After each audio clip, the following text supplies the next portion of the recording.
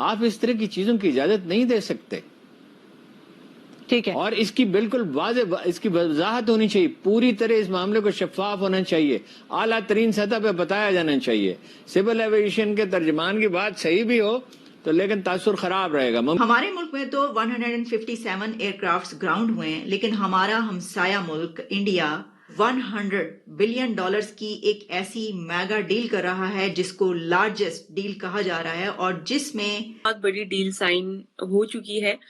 और आपको पता होगा कि $100 बिलियन की डील है। इंडिया की एक कंपनी जो है वो डील करने जा रही है और उसमें जो है 470 एयरक्राफ्ट खरीदे जाएंगे, उसकी डील है।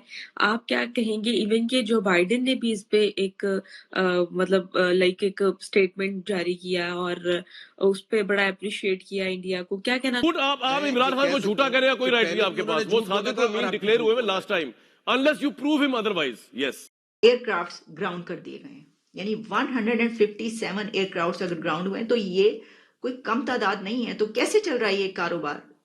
मतलब कि ये जो है जहाज़ों का आने जाने का सिलसिला, जो ट्रैवलिंग है वो कैसे हो रही है अगर 157 तैयारे ग्राउंड हो गए हैं और 12 फ्लाइंग स्कूल्स की एक्टिविटीज भी बंद पड़ी हुई हैं। अच्छा, अब इसमें यह है कि ईदी एयर एम्बुलेंस के एयरक्राफ्ट को टेस्ट फ्लाइट के लिए हैंगर से निकाला गया, लेकिन फिर फ्यूल शॉर्टेज की बिना पर उसकी परवाज मुलतवी कर दी गई। छोटे तैयारे जो हैं उसमें भी, क्योंकि एवी गैसोलीन बतौर जो ईंधन है वो इस्तेमाल होता है, मुल्क भर में जो है इस वक्त बहुत ज्यादा इसका बहरान है और 3 मंथ से इस ईंधन की कमी की बिना पर इसका सामना है, फ्यूल शॉर्टेज का, फ्रॉम 3 मंथ्स। और फ्लाइंग स्कूल्स और एविएशन इंजन चुका है। हमारे मुल्क में तो 157 एयरक्राफ्ट्स ग्राउंड हुए हैं, लेकिन हमारा हमसाया मुल्क इंडिया $100 बिलियन की एक ऐसी मेगा डील कर रहा है जिसको लार्जेस्ट डील कहा जा रहा है और जिसमें इंडिया 400 to 500 एयरक्राफ्ट्स खरीदेगा। ये डील हो रही है एयर इंडिया और बोइंग के बीच और इस पर प्रेसिडेंट एमानुएल मैक्रोन से लेकर प्रेसिडेंट जो बाइडेन तक के पैगाम आ रहे हैं, ट्वीट्स हो रही हैं। और ये 400 to 500 एयरक्राफ्ट्स एयर इंडिया जब खरीदेगा अमेरिका और फ्रांस पे, और इसमें जो यूके के ऋषि सुनक है उनके भी ट्वीट्स आई हैं, तो इस खरीदारी की बिना पर अमेरिका में 1 मिलियन जॉब्स क्रिएट हो रही हैं, जिस बिना पर अमेरिका के प्रेसिडेंट की तरफ से जो है वो बाकायदा एक पैगाम दिया गया है। मैं आपको बता देती हूँ पैगाम क्या है, जो कि व्हाइट हाउस पे बाकायदा पब्लिश हुआ है। उसमें ये कहा गया है, यानी उसकी जो जब आप वेबसाइट स्टेट डिपार्टमेंट की जाते हैं उसमें कहा गया है, this purchase will support 1 million American jobs. Air India will purchase 470 aircrafts. और ये बोइंग और एयर इंडिया के बीच जो है ये डील हुई है और इसमें जो मैंने आपको कहा कि ऋषि सोनक ने भी इसके ऊपर किया, फिर इंडिया के प्राइम मिनिस्टर की तरफ से भी किया गया, थैंक यू किया गया कि जी ये जो डील है ये हो रही है। और इसमें देखिए, अब सोचने की बात यह है कि इंडिया को इतने जहाज वो खरीद रहा है, ये क्यों चाहिए? तो आप ये सोच सकते हैं कि उनको ये जरूरत है, यानी उनका कारोबार इतना बढ़ चुका है, उनकी दुनिया से इंटरेक्शन इतना हो चुका है कि उनको 400 से 500 नए एयरक्राफ्ट चाहिए। ये फ्लीट चाहिए उनको कि जिसकी बिना पर वो अपनी जरूरियात को पूरा कर सकें। अब यही तो बात है, पूरी दुनिया तो उनकी तरफ आ रही। एक और बात आपको बता दूं, मैंने इससे पहले पाकिस्तान की खबरें आपके सामने रखी ना, अमेरिका की रखी। हमारे कितने विजिट्स हुए अमेरिका जो है वो क्या होना है, कौन सी हुकूमत आएगी और इक्तदार किसको मिलना है, वगैरह कंट्रीज हैं यूरोप के, आप फ्रांस, और ये सब किसकी तरफ होंगे? ये इंडिया की तरफ होंगे। तो आप भूल ही जाइए, अगर आपको ऐसी कोई सोच है, आपको गलतफहमी ऐसी है ये दुनिया आपकी तरफ है। हाँ, वो सैलाब की बिना पर आपका साथ जरूर दिया, जिसमें मैं देख रही थी वर्जिन अटलांटिक है उसने अपना बंद कर दिया यहाँ पे बिजनेस, और इसी तरीके से और इंडिया की एक बहुत बड़ी डील साइन हो चुकी है और आपको पता होगा कि $100 बिलियन की डील है। इंडिया की एक कंपनी जो है वो डील करने जा रही है और उसमें जो है 470 एयरक्राफ्ट खरीदे जाएंगे, उसकी डील है। आप क्या कहेंगे? इवन के जो बाइडेन ने भी इस पे एक मतलब लाइक एक स्टेटमेंट जारी किया और उस पे बड़ा अप्रिशिएट किया इंडिया को। क्या कहना चाहेंगे इस डील के हवाले से और जरा हमारे व्यूअर्स को बताइएगा इस पूरे खबर का बैकग्राउंड क्या है? देखिए, ये एक इंडिया की एक कंपनी है एयर इंडिया, जो कि अभी कुछ टाइम पहले तक गवर्नमेंट की हुआ करती थी। गवर्नमेंट ने वो बेच दी टाटा ग्रुप को, और टाटा ग्रुप इंडिया के उन कुछ कॉन्ग्लोमरेट्स में से है जो कि लगभग सब कुछ बनाते हैं। जैसे बोलते हैं कि नमक से लेकर के एरोप्लेन तक। और जैगवार को खरीदा है इन्होंने। एयर इंडिया थी भी इन्हीं की इनिशियली, जब इंडिया आजाद हुआ था। तो कंपनी है वर्ल्ड में जो कि पैसेंजर एयरक्राफ्ट बनाती हैं, वो बाकी छोटे पोकर वगैरह तो बहुत सारे बनाते हैं।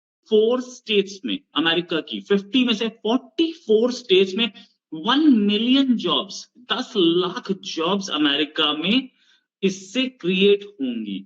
और ये एक लॉन्ग टर्म ऑर्डर है, ऐसा नहीं है कि एक ही सिंगल स्ट्रोक में गया है। ये रिकरिंग ऑर्डर्स होंगे, क्योंकि इंडिया की सिचुएशन क्या है? इंडिया की सिचुएशन ये है कि हमारे पास आज से 8 साल पहले, मोदी गवर्नमेंट आने से पहले 70 के आसपास एयरपोर्ट्स होते थे। आज हमारे पास उससे डबल से ज्यादा है।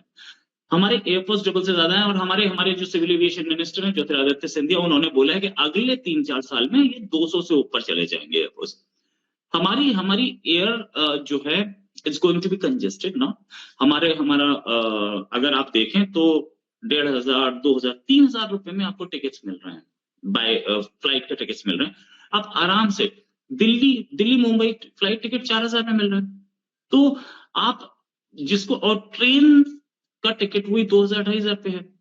तो लोग पसंद करते हैं बाय एयर ट्रैवल करना। और बाय एयर ट्रैवल हमारे इंडिया में अब एक तो अफोर्डेबल है, और ज्यादा से ज्यादा लोग उससे ट्रैवल कर रहे हैं।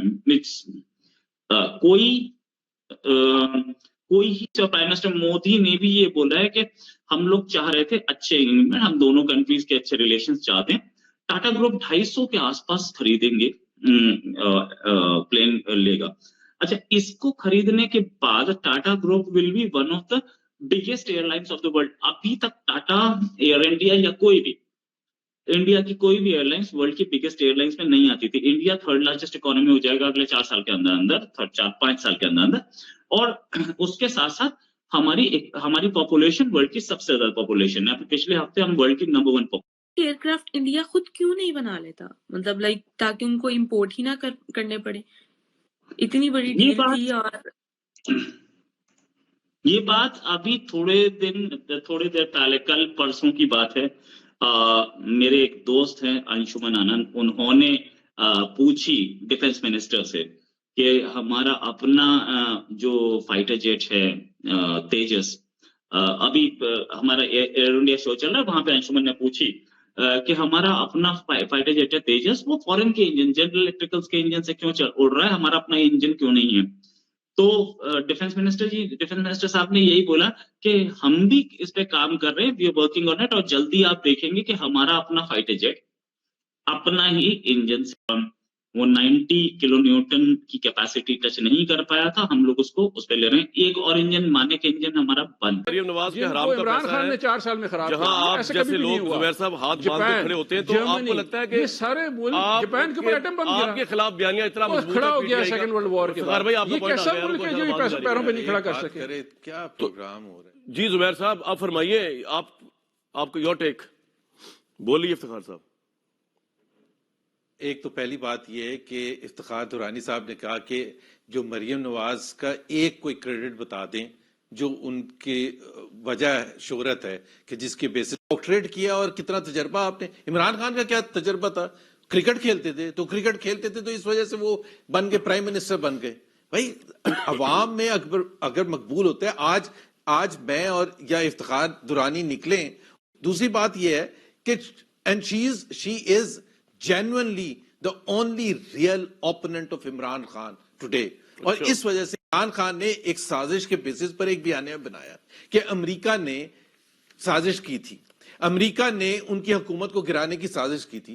परसों उन्होंने वॉइस ऑफ अमेरिका को इंटरव्यू देते हुए उससे बैक ट्रैक कर लिया, और एग्जैक्ट अल्फाज ये कहे कि जो इंफॉर्मेशन आई है हमारे पास, उसकी बुनियाद पर इमरान खान कह रहे हैं कि मैं ये कह सकता हूं कि अमेरिका ने साजिश नहीं की थी, साजिश यहां हुई थी और जनरल बाजवा ने की थी, और यहां गलत बात ना करें, बताया था अमेरिका। जुबैर भाई गलत बात देखें, मैं तो ये कह रहा हूं कि cipher is cipher is a reality.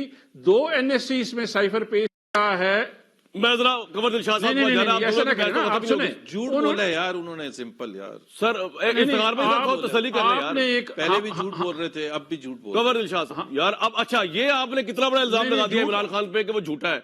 ये आपने उनकी मोरालिटी को चैलेंज नहीं किया इस वक्त यार, हद हो गई। अब आप झूठ के ऊपर कहेंगे डिस्क्वालीफाई करें उसको, आपकी तो हुकूमत खून के पीछे पड़ी हुई है उसके। क्या केसेस बनाए आपने जुबैर साहब? कामरान शाहिद पहला मामला है भारतीय तैयारे का। क्या वजह है कि पाकिस्तान के अंदर 2 महीनों में 6ठी मर्तबा तैयारा भारत से कराची आया है? भाई हमारी समझ में तो नहीं आता। सिविल एविएशन के तर्जमान का कहना है ये चार्टर्ड तैयारा था, हैदराबाद दक्कन से आया। क्यों आया इसकी बहुत ज्यादा वजाहत नहीं है। 12 आदमियों को लेकर चला गया, क्यों चला गया। लेकिन फर्ज कीजिए इसको हम दुरुस्त भी मान लेते हैं कि चार्टर्ड तैयारा था, पहले से इजाजत थी, बाज़ औक़ात आते भी हैं तैयारे। लेकिन वो 4-5 तैयारे क्यों उतरे, वो अचानक इतने तैयारे कैसे खराब हो गए, ये मुस्तकबिल ही बताएगा। तारीख अपने सीने में कोई राज छुपा कर तो नहीं रखती। सही है, ठीक है। एक ये तासुर दिया जा रहा है जो सिविल एविएशन दे रही है साहब, वो ये कह रहे आप इस तरह की चीजों की इजाजत नहीं दे सकते।